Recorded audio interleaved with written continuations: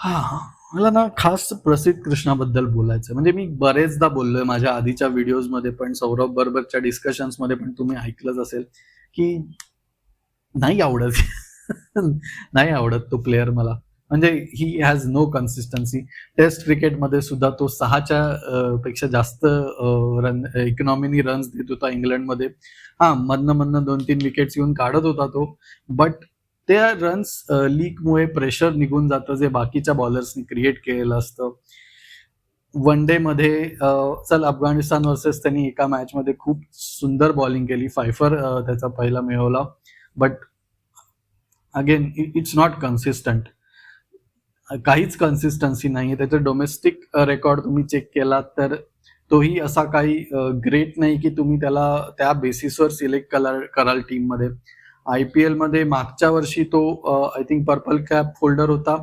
यावर्षी वेल काही वाईट परफॉर्मन्स नाही दिला त्यांनी, पण असा लक्षवेधी परफॉर्मन्स सुद्धा नव्हता.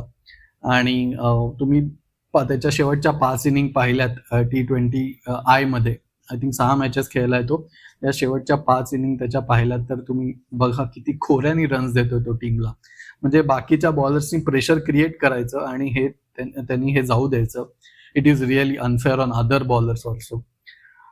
So I I don't no कुठल्या बेसिसवर त्याचं टीम सिलेक्शन होतं. Ajit Agarkar, I am not a fan of Ajit Agarkar either. So आपल्याकडे खूप बेटर ऑप्शन्स आहेत. प्रिन्स यादवला तुम्ही डेब्यू देऊ शकला असतात. बुमरा तर आता रेस्ट करतोय म्हणा. आता T20 टुर्नामेंट, आयसीसी टुर्नामेंट इतक्यात नाहीये, त्यामुळे त्याला रेस्ट मिळेल. But we have way better options in our squad or on the bench. So I don't know तो पुढची मॅच खेळेल का नाही, बट आय होप नॉट.